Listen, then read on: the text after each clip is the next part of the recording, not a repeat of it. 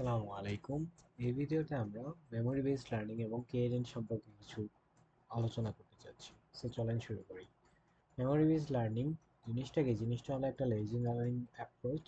Algorithm stores the training data, compare the new input with previously seen examples. অর্থাৎ জিনিসটা কি? জিনিসটা হলো অ্যালগরিদমটা কি করে, বা এই লার্নিং মেথডে আসলে কি হয়। লার্নিং মেথডটাতে আমরা যেই ট্রেনিং ডাটা সেট ছিল, সেই ট্রেনিং ডাটা সেটটা স্টোর করে রাখবো মেমোরিতে।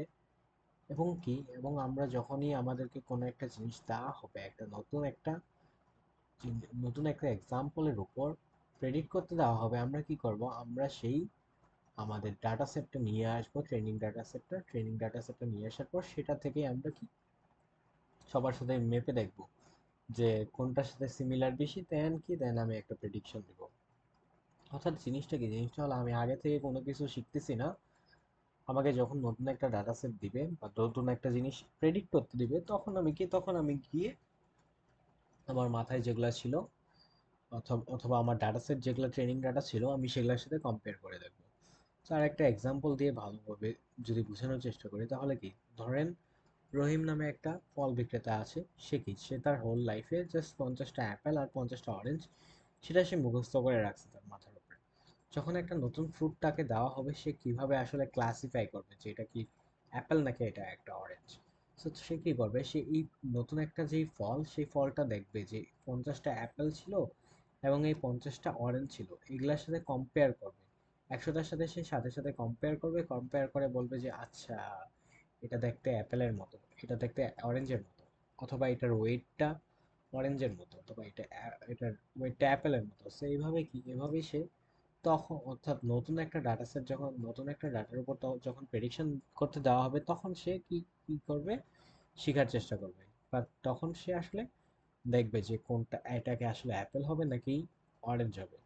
তো জিনিসটা আসলে এরকম। সো এটার কি ক্যারেক্টারিস্টিক্স যদি দেখি, এটা আসলে একটা লেজি লার্নার। এগুলা অর্থাৎ মেমোরি বেসড লার্নিং এর ক্যারেক্টারিস্টিক্স যদি দেখতে চাই, তাহলে এরা কি লেজি লার্নার, অর্থাৎ note generalisation, just stores the data, computation happens at query time. অর্থাৎ কোনো কিছু ট্রেন করে না নিজে কোনো, অর্থাৎ এই অ্যালগোরিদমগুলোতে কোনো ট্রেনিং ফেজ নাই, অর্থাৎ কোনো জেনারেলাইজেশন নাই।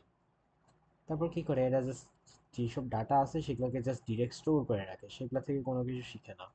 আর কম্পিটিশন হ্যাপেন্স এট কোয়েরি টাইম, অর্থাৎ যখন প্রেডিকশন করতে দেওয়া হবে, তখন কিছু কম্পিটিশন হয়ে থাকে। সো এরকম আর কি।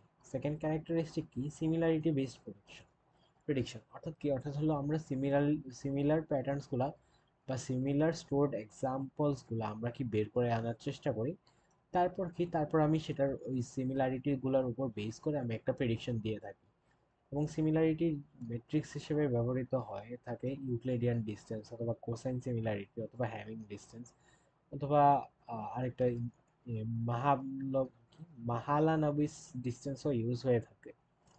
আরেকটা কি, লোকাল অ্যাপ্রক্সিমেশন। অর্থাৎ মডেলটা তার কোয়েরি যেটা দিবে, সেই কোয়েরির সে আশেপাশে যেসব ডাটা, সেগুলা দিয়ে আসলে সে একটা প্রেডিক্ট করার চেষ্টা করবে। এটাই আর কি বোঝানো হয়েছে লোকাল অ্যাপ্রক্সিমেশন দিয়ে।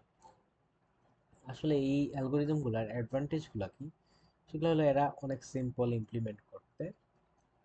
দেন এরা কি কমপ্লেক্স ডিসিশন বাউন্ডারিজগুলো কি এরা হ্যান্ডেল করতে পারে। কমপ্লেক্স ডিসিশন বাউন্ডারিজ বলতে, লেটস সে এরকম একটা গ্রাফ আছে। এরকম গ্রাফের এইরকম একটা ডিসিশন বাউন্ডারি, যে এর নিচে যদি হয় তাহলে আমি বলবো ক্যাট, এই দাগের নিচে এর উপরে হলে ডগ। সো এই যে ডিসিশন বাউন্ডারিটা, এটা অনেক কমপ্লেক্স আর কি। সো আরেকটা যদি দেখি, যে এরকম একটা ডিসিশন বাউন্ডারি, সো এটার নিচে থাকলে বলবো হয়তো ক্যাট, এটার উপরে থাকলে হয়তো বলবো ডগ। সো এই জিনিসটাকে বলা হয়, বা এই বাউন্ডারিকে বলা হইতেছে ডিসিশন বাউন্ডারি। এবং এই ডিসিশন বাউন্ডারিটা অনেক কমপ্লেক্স হলেও এই মেমোরি বেসড লার্নিং এর জন্য কোনো সমস্যা হয় না। এবং আরেকটা অ্যাডভান্টেজ কি, সেটা হলো ন্যাচারালি অ্যাডাপ্টস টু নিউ ডাটা। অর্থাৎ নতুন একটা ডাটা যখন আসে, তখন সে ইজিলি অ্যাডাপ্ট করতে পারে। অর্থাৎ ক্লাসিফাই করার সাথে সাথে সে এটাকে কি তার পরবর্তীতে আবার স্টোর করে রাখতে পারে, যেন ডাটাও নেক্সট ডাটা যখন আসে, তখন যেন আরো ভালো প্রেডিকশন দিতে পারে, এরকম আর কি। ডিসঅ্যাডভান্টেজ হলো হাই মেমোরি ইউসেজ, অর্থাৎ মেমোরি অনেক বেশি ইউজ হয়। দেন কি স্লো হেড প্রেডিকশন টাইম, যেহেতু প্রেডিকশন টাইমে আমার সবগুলা ডাটার সাথে, অর্থাৎ লেটস আমার 100টা ইমেজ আছে, সো 100টা ইমেজের সাথেই আমার কি কম্পেয়ার করে দেখতেছে, কাজেই কি প্রেডিকশন করতে অনেক স্লো হবে। তারপর সেন্সিটিভ নয়েজ, অর্থাৎ কোনো নয়েজি ডাটা আসলে সে কি তার অনেক সমস্যা হয়, বা সে নয়েজের জন্য অনেক বেশি সেন্সিটিভ, বা নয়েজ আসলে তার প্রেডিকশন করতে অনেক অসুবিধা হয়। সো এর এক্সাম্পল আছে কেএনএন, অর্থাৎ মেমোরি বেস লার্নিং এর এক্সাম্পল হিসেবে আছে কেএনএন বা কেস বেস রিজনিং অথবা অথবা কার্নেল রিগ্রেশন। এখন আমরা আসলে কি মূলত কেএনএন নিয়ে আজকে একটু বেশি পড়াশোনা করতে চাচ্ছি। তো কেএনএন কি? কেএনএন হলো কে নিয়ারেস্ট নেইবার।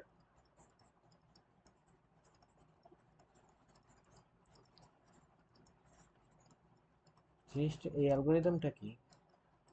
এই অ্যালগোরিদমটা হলো একটা সুপারভাইজ মেশিন লার্নিং অ্যালগোরিদম। এটা কি মেমোরি বেস, যেহেতু আমরা একটু আগেই বললাম এটা একটা মেমোরি বেস লার্নিং মেথড। দেন কি এটা ক্লাসিফিকেশন এবং রিগ্রেশন দুই ক্ষেত্রেই এই কেএনএন মেথডটা ইউজ করা যেতে পারে। এখন আসি সুপারভাইজ বলতে কি, লেবেল ডাটা সেট থাকবে, ডাটা সেটগুলো লেবেল থাকবে। দেন মেমোরি বেস বলতে আমার যেই ট্রেনিং ডাটা সেটটা, সেটা কি সবসময় মেমোরিতে থাকতে হবে, মাস্ট বি প্রেজেন্ট। আর এটা দিয়ে কি ক্লাসিফিকেশন এবং রিগ্রেশন দুই টাইপেরই প্রবলেমের জন্যই ইউজ করা যেতে পারে। ক্লাসিফিকেশন বলতে কি, বলতে এটা কি ক্যাট নাকি ডগ, এটা প্রেডিক্ট করা। আর রিগ্রেশন বলতে আমরা বুঝাই যে কোনো একটা বাড়ি স্কোয়ার ফিট বা এরিয়া হলো এরকম, দেন হলো যে বাড়িতে এতগুলা ইয়ে ইয়ে আছে, ধরলাম এতগুলা ব্যালকনি আছে, তাহলে এই বাড়িটার প্রাইস কত হবে। সো এই প্রাইসটা কি কন্টিনিউয়াস ভ্যালু ছিল বা রিগ্রেশন প্রবলেম। সো আমরা কেএনএনটা চাইলে রিগ্রেশন প্রবলেম এবং ক্লাসিফিকেশন প্রবলেম দুইটা দিয়ে ইউজ করতে পারি। সো অ্যালগোরিদমটা আসলে অনেক সিম্পল। ফার্স্টে কে এর ভ্যালু চুজ করব, তারপর কি কম্পিউট ডিস্টেন্স, অর্থাৎ প্রত্যেকটার সাথে যতগুলা ডাটা সেট আমার আছে সবগুলোর সাথে যার উপর প্রেডিক্ট করতে হবে তার কি ডিস্টেন্স বের করবো। সো ডিস্টেন্সটা ইউক্লিডিয়ান ডিস্টেন্সও হতে পারে, মাহালানবিস ডিস্টেন্সও হতে পারে। আমরা মূলত মাহালানবিস ডিস্টেন্স ইউজ করি, বাট সেটা পরবর্তীতে দেখবো। আজকে আমরা আসলে ইউক্লিডিয়ান ডিস্টেন্সটাই দেখবো। তারপর কি ফাইন্ড নিয়ারেস্ট নেইবার্স, ধর কাছের নেইবারগুলোকে বের করবো, তারপর একটা প্রেডিকশন করবো। সো ক্লাসিফিকেশনের ক্ষেত্রে মেজরিটি ভোট অনুযায়ী আমরা আসলে কি ক্লাসিফাই করে দিব, আর রিগ্রেশন প্রবলেমের জন্য আমরা আসলে আমাদের যেসব কাছের নেইবার আছে তাদের অ্যাভারেজ নিব অথবা ওয়েটেড অ্যাভারেজ নিব। সো ডিরেক্টলি একটা কোয়েশ্চেনে চলে যাই, সো হোপফুলি তখন ক্লিয়ার হবে।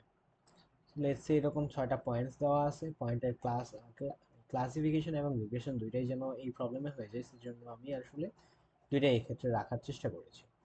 সো পয়েন্টস, এরকম পয়েন্টস দেওয়া আছে, এই পয়েন্টসগুলোর ক্লাসও দেওয়া আছে এবং রিগ্রেশন ভ্যালুও ধরে নিলাম এরকম এরকম আছে।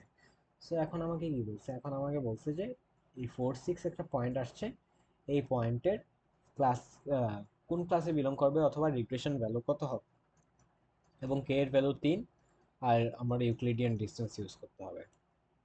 সো আমার প্রথম কাজ কি, প্রথম কাজ হলো প্রত্যেকটা পয়েন্ট থেকে আমার এই গিভেন পয়েন্টের ডিস্টেন্স কম্পিউট করা। আমি যদি ডিস্টেন্স কম্পিউট করতে চাই 4 6 এর সাথে, 4 6 থেকে 2 4 এর ডিস্টেন্স কম্পিউট করবো আমরা ইউক্লিডিয়ান ডিস্টেন্স ইউজ করে। সো ইউক্লিডিয়ান ডিস্টেন্স যদি আমি প্রয়োগ করি, সো 4 - 2 + 6 - 4 আসে। সো এরকম কোন একটা ভ্যালু আসলো। সো সবগুলো পয়েন্টের সাথে যখন আমরা ভ্যালুটা অর্থাৎ ডিস্টেন্সটা ক্যালকুলেট করে ফেলবো, তারপর আমরা কে নিয়ারেস্ট নেইবার সিলেক্ট করবো। এক্ষেত্রে কে এর ভ্যালু কত দেওয়া, কে এর ভ্যালু 3 দেওয়া, সো 3 নিয়ারেস্ট নেইবার আসলে আমার দেখতেছি তিনটা ছোট, এক হলো 1.41, সেকেন্ড হলো 24, আর হলো যে 2.82, দেন থার্ড নিয়ারেস্ট হলো 3.605। সেই তিনটা পয়েন্ট আমার আসলে নিয়ারেস্ট পয়েন্ট থেকে, কাজেই আমার এই পয়েন্টের যেই ভ্যালু হবে, ভ্যালু এই তিনটা পয়েন্টের মেজরিটির ওপর নির্ভর করে। সো এই পয়েন্টের যদি আমি ক্লাস ডিফাইন করি, দেখতেছি 2 4 এর ক্লাস এ, 2 3 এর ক্লাস এ, বাট 5 7 এর ক্লাস বি, কাজেই আমি মেজরিটি ভোট নিব। মেজরিটি ভোট এক্ষেত্রে কি আসে, এ আছে। সো আমার কি, আমার এটা ক্লাসিফাই হবে এ ক্লাসে।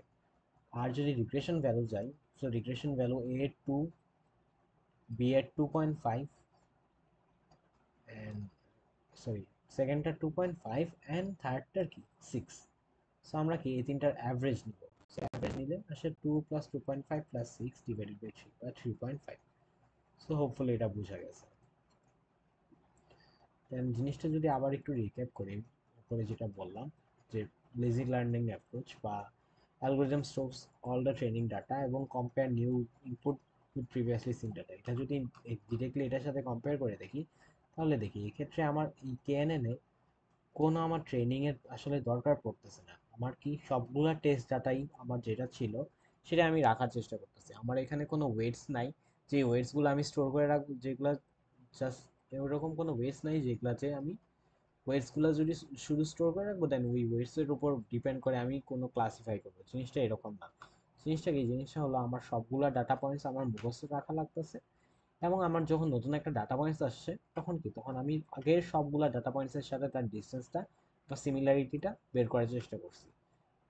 দেন কি এটাই আর কি বুঝাইছে যে মেশিন মেমোরি বেস লার্নিং। তাহলে কি মেমোরি বেস লার্নিং হলো লেজি লার্নিং অ্যাপ্রোচ। জিনিসটা কি করে, সব ট্রেনিং ডাটাগুলোকে রেখে দেয়, দেন নতুন একটা ইনপুট যখন আসে তখন কি, তখন আগেরগুলোর সাথে কম্পেয়ার করে। সো এরকমই যে নতুন একটা ডাটা আসছে 4 6, সেটাকে কি, সেটাকে আমরা ক্লাসিফাই করবো কিভাবে, আগের ডাটাগুলোর সাথে কম্পেয়ার করবো। এন্ড তার আগে কোনো এরকম কোনো স্টেপ নেই যে আমরা ওয়েটস মাপবো দেন ওয়েট স্টোর করে রাখবো, এরকম কোনো কিছু না। সো হোপফুলি এটা বুঝে গেল।